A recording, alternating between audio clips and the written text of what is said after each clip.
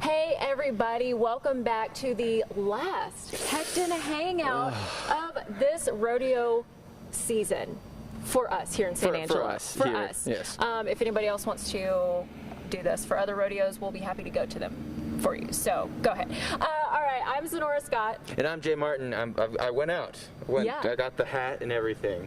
He had to go out with a bang here, folks. Yep. And we're finishing off this rodeo tomorrow with kind of an event that is really the social event of the season for those in the stock show world. Now, this is Miss Brittany Kasich. You know her, you love her. She's here with us today. She knows everything about our stock show here. And I mean, okay, so first of all, let's remind folks, we had to split it up this year. Yes, that's right. So we had the stock show back in February during the water crisis, the snowpocalypse, and all of the things. So we were really glad that because of all the reasons, we didn't have rodeo and carnival too. But yes, we had this stock show.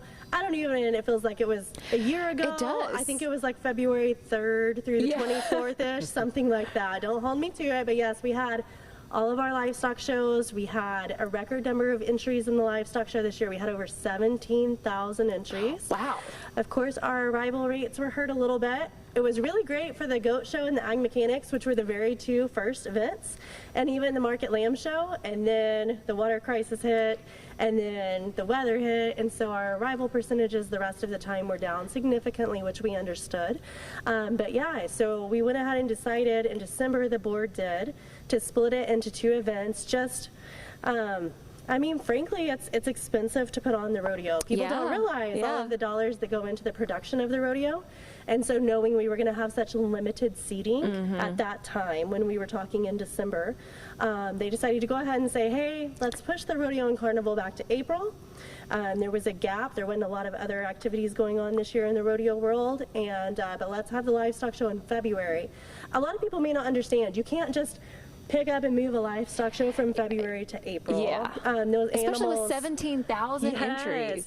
Well, the animals were already purchased months and months before, some even almost a year in advance, and they had been fed all year for that time frame. So it messes up weights and the kids' abilities to get their animals shown and all of that kind of thing. Much less April for kids is a busy time. Yeah. I mean, you've got state track meets and all kinds of Spring activities, sports, all the spring sports, you're right. So much stuff going on. Tax, well, no, it's not the tax test anymore. I'm sorry, I just flashed back. What's it called? Is it STAR? What is it now? Yeah, the STAR test. That's it. Yeah. I think. Yes. We'll go with that. Not showing my age at all there. Oh, yeah, but that's me okay. neither. That's yeah, because we have tax too, so. I never took it. Lucky you. I wasn't in the state to Well, yeah, take. he's not from here. So. From here. Yeah. But anyway, okay, so despite everything, the premium sale had to go on. Yes. Yeah, and so that was the hard part. We were trying to decide, where does the premium sale go? Does it go in February with the livestock show, or does it go in April with the rodeo? And like you said, the premium sale has really turned into an event of its own. And then the driving force behind the premium sale, while it's all for the kids, but the thing that makes it happen is the people that sit in these chairs, the buyers. And so again, going back to capacities, what would things look like in April? We took a gamble, but it ended up paying off. And so tomorrow, we will fill the First Community Credit Union Spur Arena with a lot of generous business people and individuals from across the Concho Valley. And we are going to award some kids some great money tomorrow. Yeah, this is amazing, and you know, all those dollars go back to them, and it's just a lot of folks may not realize, you know, scholarships are a huge part of this. Yes. And just not to mention all the work ethic, and like you said, you know, training the animals, feeding the animals, understanding feeding and breeding and all that type of stuff. So to give folks an idea, let's just talk about these seats on the floor right here that you probably see a few of, but this floor is filled with chairs right now, and these are some special folks. That's right. So, I mean, like I said, these are buyers. So we have different buyer levels structured much like any fundraising events. There's different tiers or categories of folks. And so To get on the arena floor, you have to contribute a minimum of $400 to the premium cell. That gets you 2 tickets in, and then we've got levels all the way up to $20,000, just depending what fits each company or person's budgets.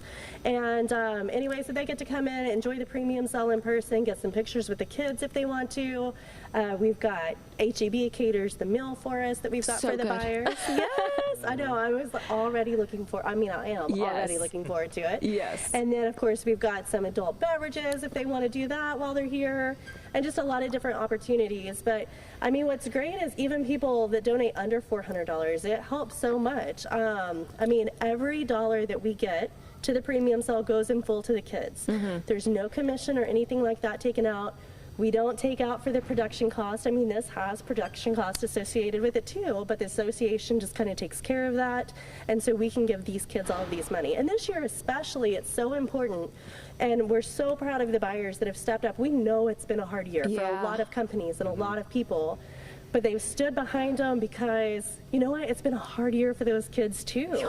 I mean, as soon as our rodeo finished last year and San Antonio finished, then everything else pretty much got canceled for them. You know, they lost their Houston and Austin animals, didn't get an opportunity to show them again. And so it was great to get kicked back off. Of course, Fort Worth canceled earlier this year, so they lost another opportunity there. So it's been a hard season for these kids. And it doesn't matter. They still went out and they fed their animals and took care of them and spent the money on them. And so it's a great opportunity for us to finally say, hey kids, we know it's been a really hard year, but we're still here for you. Yeah, that is absolutely amazing. So if folks have never, you know, they're watching this right now and they're like, oh, I've never been to the premium sale before. What is kind of the flow of it? What happens here? Yeah, so basically each kid is assigned a lot number. And it's 1 through 40 is what's actually going to walk across the stage tomorrow. And it starts with the grand champion market steer every year. And so what will happen is that kid will come up on the stage. It's not set up yet, but we're going to have a huge screen back here. So we're going to have pictures of all of the kids on the screen so that all the buyers can see them well. Of course, the parents and their families are going to get to sit in the stands this year. That's a great, neat part of being in here. Yes. Yes, and so we'll have that up there. We've got live auctioneers. It's very much a live sale. Now, remember, you are not actually buying an animal, okay? We do get people that get a little confused on that. Yep. You do not, Senora, have to take home a pet goat after the premium sale. But I want to. I know. Built-in lawnmower, but you know, maybe frowned upon in some places. But it really is just rewarding the kids. It's just a cash prize for the kids. There's no animal involved. So it's a good, again, a good chance they'll get up there, do that. Jody Fry and Mike Smith are our auctioneers. They'll tap the gavel sold, and then the kid gets to go on for the top 8. All the buyers that spend $1,000 or more get to go up on the stage and have their picture made with the kid right there. Oh. Yes. And then we'll have a backdrop set up, so if any other buyers want to take pictures with the kid that they purchase, they get to go do that as well. That is amazing. Now, we're talking about funds, you know, the money spent, the sponsors, the buyers, everything like that. So what are some, I know I'm putting you on the spot, but she knows everything, so she's going to know. Fake it till you make it, right? So we've actually broken some records before with how many, how many dollars raised. Yes. So I've been here like 14 years, and now nobody go back and quote my stat on this, okay?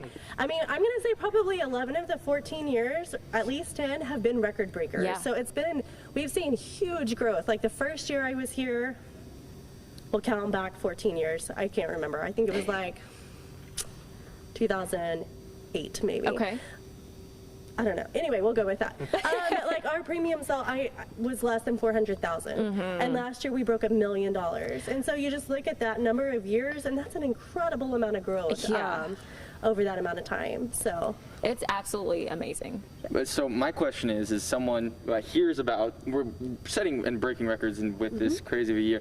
How does someone get involved if they want to help? Like if they want to be one of the businesses that gets to sit out here and do and participate in the auction? Absolutely. Well, it's never too late for even this year. I'm just saying. The premium sale starts tomorrow at 2 o'clock. We open the doors to buyers at 1. You can come and register on site. If you want to be a buyer, come participate on site. If it's something you want to set up for next year, maybe you've already budgeted for this year, you know, you can just contact our office and we can get in touch. We have premium cell members that actually call on you after you donate and say, hey, you donated to the cell last year, would you like to continue to do that? We get pass credential, or a pass packet basically, so as a buyer you get different passes to come out and enjoy the midway activities and everything else, and so you can do that. Now this year we also added, I forgot to tell you earlier when we were talking, an online platform. So if grandma lives in Lubbock, or you're from Corpus Christi and dad has a lot of business friends that wants to donate, you can go to our website, www.sanangelorodeo.com, just hover over livestock and then click premium cell, and you can add on what we call it to the lot. So it's not like you're actually purchasing it, but you put additional money on that kid's animal. Okay. Again, it goes in full to them. I think there's like a $2 service charge is all to do it, regardless of the amount of the donation. So just another good opportunity to give back from wherever you're located. That is amazing, because I know a lot of these kids come literally from everywhere, all over the state, and it's just, you know, if anything, if COVID has taught us anything, it's how to adapt and overcome, right? So this is just another way, you know, for folks, if maybe they can't get out, like you said, or, you know, like these kids are from everywhere. That's phenomenal. Do you think you'll carry it on into future years? It was a lot of work on the backside, but yeah, I mean, I really do, because we're always looking at ways that we can help support those kids from out of town as well, and I think it's a good opportunity, which, I mean, we're very laid back here, right? We're very user-friendly, so if you wanted to add on money anytime, and maybe Grandma Betty doesn't know how to work the computer very well, she can just email me or call me at the office, and we can help get it taken care of over the phone too. So that's amazing. Maybe Senora doesn't know how to work the computer very well, because I mean, I have to ask some of these guys to help me on some things, you know, admitting it here and now, folks. But that's great. So for everyone, okay, you know, somebody has to set up all these chairs. Somebody has to, you know, just get everything ready. So how long have y'all been preparing? Well, the nice part is we haven't used the Spurt Arena for a whole lot of stuff. We use it a lot during the Livestock Show, but for the rodeo, everything takes place in the Coliseum. So our guys have actually been able to be working on this for about a week now. So it wasn't like everybody trying to, you know, hurt yourselves today getting it done. We had a lot of time to get in here and get this done. Well, that's good. And I know we've been talking to a couple people and just getting involved and volunteering, because if you can't come here and get your business to help donate, but just any help at all, you guys are willing to take, if it's just someone helping to set up chairs or even figure out a design for anything. So someone just go to the website, or how to volunteer exactly? Yeah, so you can always reach out to our office. I mean, we ask that you give us a week or two as we're just kind of wrapping up. Let them breathe. Yes, maybe catch our breath. It's been the longest 6 months ever, but that's okay. And you know, just email us. We do like if you kind of know where you might want to volunteer, whether maybe you showed lambs when you were a kid, or maybe you really like to shop, so setting up in the exhibits building and doing some things in there might be more your style, or whatever, you know, just kind of give us an idea. Or if you would like to solicit funds for the kids, you know, just whatever. We like to kind of have a direction to steer you in so that you enjoy what you're doing. Yeah, because that makes everybody, you know, it makes it just fun. It does. Because that's a lot of what I see around here, and what, you know, we try to share with everybody is people genuinely love it. And they've been volunteering some, you know, 10, 20, 30, 40 years, and they keep coming back. And it's because of that just love for it. Yes. And y'all are a great crew. Like you said, you're laid back and, you know, happy to help everybody. And I could say you could even see that with not just the volunteers and everyone that does come, and we've talked to vendors. Yep. People come back all the time. You've been talking to I want to say performers. They're not performers. Oh, the arena athletes? Yes, the arena athletes. They always talk about how great it is, and they always come back. And when I first moved here, it was 2 years ago, I didn't expect this when they were like, the rodeo's happening. I was like, oh, okay. And then I saw it and talked to people, and I was like, this is a major thing, not just from everyone that's putting it together, but everybody involved. It's a big thing. So I've loved it. It's been fun, and it's been fun to learn, because even watching the kids when we did the stock show, I was talking to them, and I was like, I would never be able to constantly get up at 8 o'clock in the morning and feed an animal and take care. Before 8. Okay, but yes. He works into the night shift, you know. That's, Right. Okay. Yeah. There you go. Well, yeah, and you know, so like we said, San Angelo really came through. You know, I guess that's a good way to put it this year for everybody, because we did add the money. We added how much? 100,000 more to the purse. I mean, it's phenomenal. Like Jay was saying, we have been talking to folks, and that's what they continually said is like, this is, you know, how they make their living. And so they relied on San Angelo really to be open and get going. And you know, it's Justin Jonas, our executive director, and I talked, and he brought up a really interesting point. So when the Stock Show and Rodeo was founded in 1932, one of the main reasons it was founded is because they were coming out of the Great Depression, and the civic leaders said, hey, we need a positive reason for people to come together and just get together, communicate, build this community within itself, you know, and here we are, 2021, in April, coming off of a health pandemic, and we need the same thing. We need to do this again. We're full circle back to where we started, and so it's great that we've been able to do that this year. The added funds that the athletes needed, tomorrow rewarding these kids that have waited so long, and you hit on it earlier, but I always tell people that I would put the livestock kids against any kids in the world. I mean, the life skills that they learn, how to communicate, the value of a handshake and looking someone in the eye. Getting up, time management, because a lot of these kids don't just feed animals. They're playing basketball, and they're class president, and all these other things, and so it's incredible. And they're great kids. It's a great opportunity to give back to them. They are great, and I love that you said that. We've really come full circle, and I think, you know, we really can't say any more than that. Well, so I would like to say, not full circle just yet. You guys are acting like this is the last night. Well, it's not. It's not. But I'm just saying, this is our last full circle. Haechten Hangout. Last Haechten Hangout. You know, to really get that message out there that we have come full circle, and you know, especially like Brittany said, after a crazy year.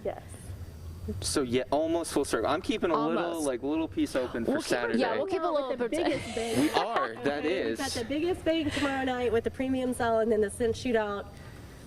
We'll be closing the circle tomorrow night until next year. Then it's going to reopen. But then there we go. Yes. Well, that's Maybe awesome. It wasn't the best analogy. My bad. But it's okay.